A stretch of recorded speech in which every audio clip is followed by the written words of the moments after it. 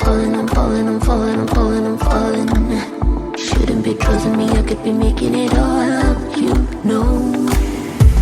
Out of control, you don't know me. I'm a danger to myself. Good morning, good afternoon, good evening, whatever time it is that you are tuning in. This is Unapologetically Me, featuring me. No special guest, just me. And today we're going to be getting into part 2 of Nikolas Cruz, the Parkland Shooting, and what I have learned from reading the book, Why Meadow Died. We're going to be starting with middle school because the last video we went through elementary school, right? And I just realized I was looking in the wrong spot. So, hi. If you are new here, welcome, and I hope you find something that you enjoy and maybe learn something new. That is the point and purpose that I created my channel for, is to educate.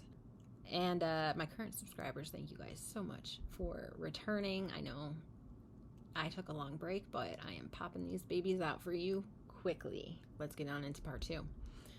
Cruz received therapy and counseling service, and according to his official records, he kept his aggression in check through most of 6th grade. In April of 2012, Linda told her son's teachers that she intended to consult a doctor about his behavior, and because it had again become erratic and aggressive. By the end of 6th grade, his behavior deteriorated further as he was suspended 4 times in the last 3 weeks of school, and his mother complained to teachers that he was burnout and sick of school, which I don't know how if you're suspended for most of it. During his first month as a 7th grader, he was disciplined for fighting. However, according to his official disciplinary records, he received no other disciplinary referrals until February of 2013, after which he was suspended for nearly half of the next calendar year. So at this point, the problem at Westglades certainly was not a refusal to suspend Nikolas Cruz. The problem was that Westglades school administrators kept a student who was displaying deeply disturbing and dangerous behavior on a daily basis for a full year before transferring him to Cross Creek, where everyone knew he needed to go. And if you watched my last video, which I hope that you did, because you should not be watching this one before you watch that one, because you missed the whole bunch. We all know he should never have went to Westglades.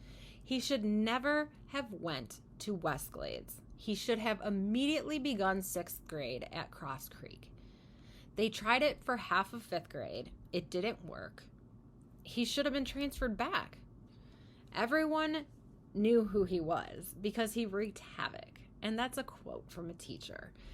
If something frustrated Cruz, he would curse and threaten anybody nearby. He would hide behind corners and doors and jump out and scream at people and then cackle at their fear. Sometimes for no apparent reason, he would burst into this maniacal laughter. He also had a habit of being sexually inappropriate, often satisfying himself in school in public. He was very much entertained by other people's repulsion of him. At least that's how it seemed. It was said by some students that Cruz had to have his desk tied down so that he couldn't throw it. Other accounts were of a time where Cruz had banged on a classroom door so violently that the glass shattered, striking the students inside. His disciplinary records show that teacher referred him to the principal on September 4th of 2013 for that glass breaking incident. And the teacher characterized it as vandalism. Now, I don't know about you, but there was more than just vandalism. It's not like he broke it to break it, and vandalize. He broke it out of anger and aggression. And I think I don't know why they recorded it as vandalism, but you will see soon enough that there is a method to the madness of these policies. So, interestingly enough, However, administrators do not appear to have recorded this incident in his formal disciplinary record. Nikolas Cruz, about this time, had also developed another extremely horrifying red flag, which was the torture and killing of animals, which was almost a sort of pride for him. So when you think about a hunter going out and hunting animals, it's a pride thing, right? But you don't necessarily think of a kid grabbing a rabbit in the backyard and, gutting it and being prideful of that, right? Or the family pet, for that matter. Completely different things. He would almost brag about this. And one student in particular recalled that although he tried to avoid Cruz, that Cruz would approach him almost every day and ask, "Would you like to see videos of me skinning animals?" The student would always decline, but it didn't keep Cruz from continuing to ask him daily. Another student recalled being so frightened of him that she often wanted to stay home. One particular incident that was rumored around school was that Cruz had killed his own cat. And this was not just a rumor, because Cruz was proud of it, and he admitted to it. And he had also taken a series of photos on his phone of his cat in a cage, the cage going into the water, the cage coming out of the water, the cat wet and dead. Cruz showed these photos off to a girl at school, and he was transfixed by both the pictures and her horror at looking at them. A Westglades teacher was interviewed after the shooting, and she said, "If any good comes of this," referring to the Parkland shooting, "I hope it's that the district finally gets rid of response to intervention." Response to intervention, or RTI, is only one part of the disciplinary reforms, which are the policies that I keep talking about. And these disciplinary reforms also include multi-tiered systems of support, aka MTSS, positive behavioral intervention and support, or PBIS, and restorative justice, or RJ, that thousands of schools serving millions of students are now using. So it is very likely that if your children are in public schools, that they are following these disciplinary reforms.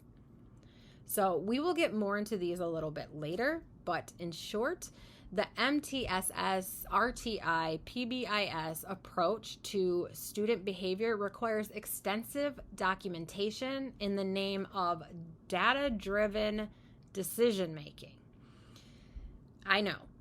It's a little complicated and confusing, but as I keep going, you will start to understand. The more I babble, the less you're probably going to understand. So I'm just going to stick to my script here so that it becomes very clear. So in practice, it deters teachers from reporting disciplinary problems. Should I say that again? It deters teachers from reporting disciplinary problems. And it makes administrators less inclined to trust teachers' intuition and more inclined to make decisions that produce the disciplinary data that their district level superiors want to see. So what that basically means is a teacher can no longer just say, "I have a bad feeling about this student. He needs serious help. Let's get him tested or in a different school," and actually have the principal have her back and respond, "Okay, I trust you. Let's do it." These days, there's a lot of paperwork, a lot of wasted time, and a lot of, "Let's see what happens over the next 3 months." In Broward County, a school needed to 1, document multiple parent conferences and mental health observations, conduct psychological and psychosocial evaluations, administer functional behavior assessment, or FDA, and then implement a positive behavioral intervention plan, or PBIP. for at least 6 weeks before that student is eligible to transfer to a specialized school. This full process often takes about 4 to 6 months. You're probably wondering, so what happens then? What happens in the meantime? In the meantime, that means that a student is still in regular classrooms, still being disruptive, still being violent, still possibly even committing low-level misdemeanor crimes, which we will get into shortly. If you're wondering what his mother was doing during this time, she was actually pretty hands-on. She was trying to get Nikolas help, but she was also desperate to keep him in a normal school in normal classes, which did not help the situation at all. I have never felt more for teachers than I do now. So if you are a teacher, bravo to you for sticking it out, because I don't even know how you do it. While she wanted to help him, she did not realize that helping him would mean to remove him from normal classes and putting him in this special school, which in Broward would have been Cross Creek. From what I understand, if Linda Cruz had really wanted to move him back to Cross Creek, it would have been possible, but she didn't. And that's what I mean. The parents did have more of the upper hand of what to do with their student. And if the parent wanted them in regular school, they would do their damnedest to keep them there. And then we have these other policies in place that put together with this just created a disaster, a catastrophe. And again, we'll get there. I'm trying not to interrupt. There's just so much. So she desperately wanted him in a normal school environment. And because of the Inclusion Act, the school could not put him there without following these certain procedures that took months to complete. So the school personally, without the mother's want, could not just move Nikolas into Cross Creek at this point. Because of all these policies in place, they just couldn't do it. And so they needed her to push for that, and she wasn't. She was wanting the opposite. So as part of Cruz's FBA, or Functional Behavioral Assessment, a Westglade social worker interviewed Linda Cruz, and this is how Linda answered the standard questions. 1. What is the child's problem behavior? He can't control his temper, especially when faced with frustration. He has frequent anger outbursts. 2. How would you describe these behaviors? He starts screaming, kicking, throwing things, and punching holes in the walls. 3. What are the most problematic for you? Destruction. When he throws a tantrum, things get broken. Nothing is safe. I have polka-dotted walls from all the spackle I have to use to fill in the holes in the walls. 4. How often do these behaviors occur? Every day, especially while playing Xbox. 5.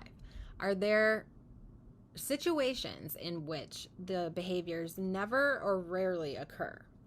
No. If he is losing on Xbox, there are no two ways about it. 6.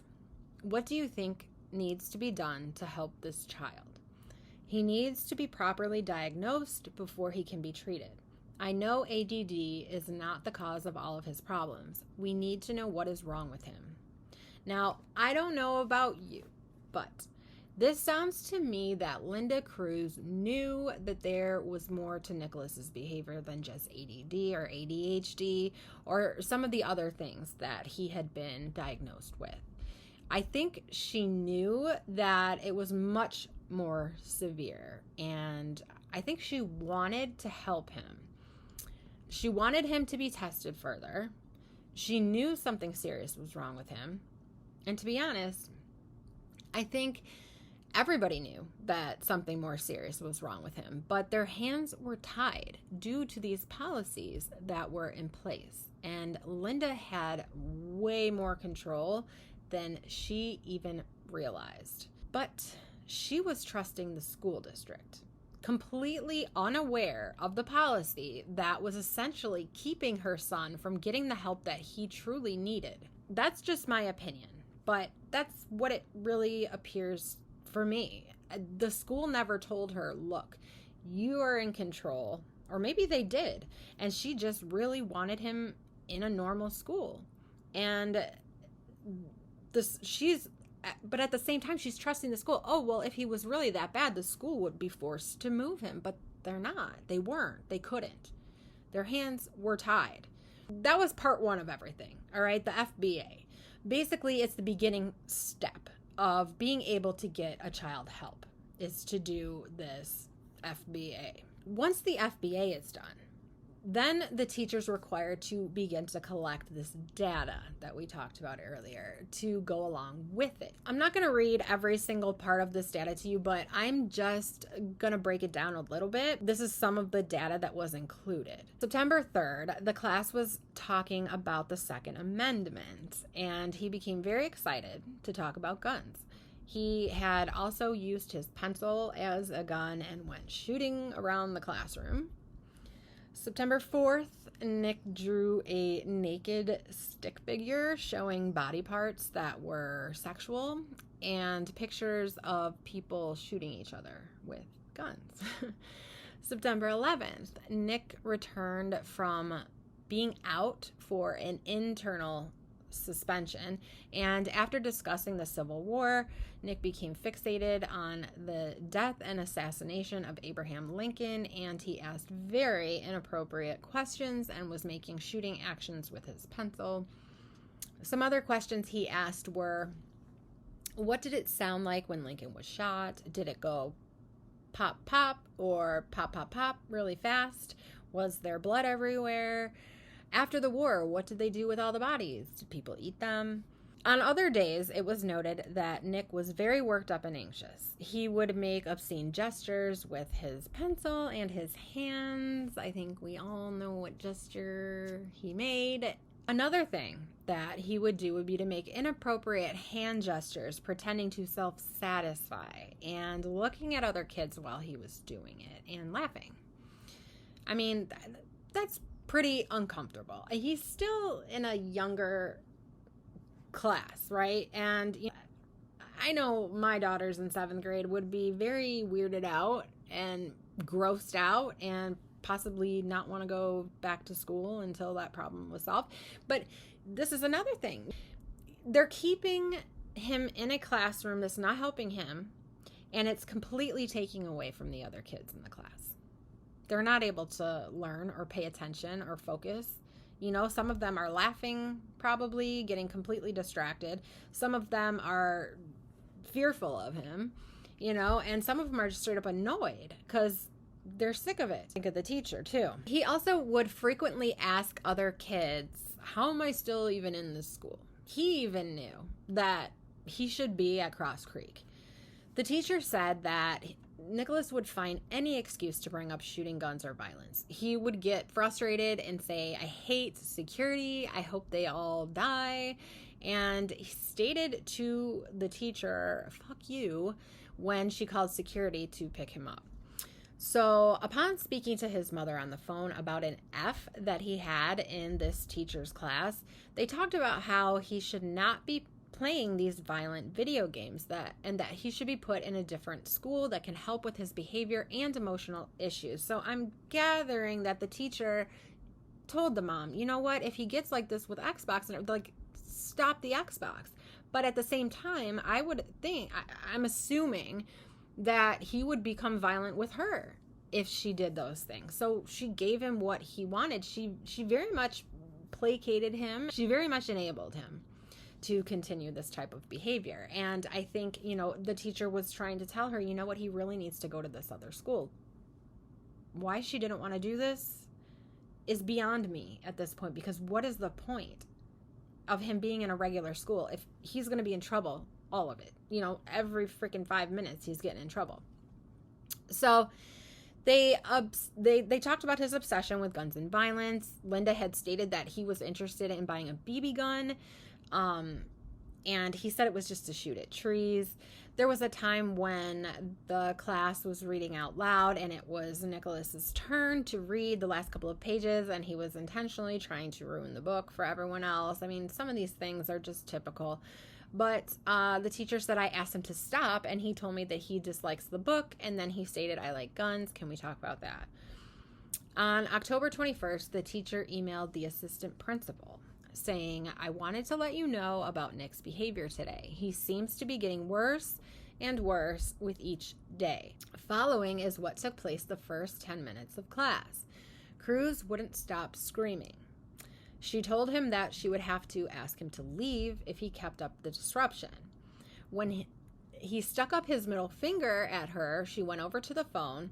Cruz ran over, took the phone from her, and tried to dial 911. He then banged the phone on the receiver once that didn't work and ran out of the classroom. And yet, they kept him in a regular class with regular students. Because, of course, when the assistant principal came to sit in on the class, Cruz behaved. Then the second the assistant principal left, Cruz actually said, yes, now I can talk. I'm a bad kid. I want to kill. The teacher's opinion for the FBA was as follows. I feel strongly that Nikolas is a danger to the students and faculty at this school. I do not feel that he understands the difference between his violent video games and reality. He is consistently showing aggressive behavior and poor judgment. His drawings in class show violent acts such as people shooting each other or creepy sexual pictures such as dogs with large penises. He has pretended to masturbate in class. He uses foul language and disregards everyone around him. Nikolas has been reprimanded on many occasions, verbally, referrals, internal suspensions, etc., and continues to act in the same manner over and over again. I would like to see him sent to a facility that is more prepared and has the proper setting to deal with this type of child. This teacher did everything by the book, literally. And this was her conclusion. So she sends that off to the assistant principal and she leaves it in his hands. And this is where I'm going to end part 2. We will get into part 3. I'm going to give you some time to let all of this soak in before we get into the assistant principal's response, which we will go over in the next video, and you're not going to want to miss it because after everything that this teacher sent him, you're going to be blown away by the assistant principal's response. So I will see you in that next video. You guys continue to have a great week, and don't forget to hit the like and subscribe button, and I will see you guys later. Oh, you don't know me. I am fading unfelt.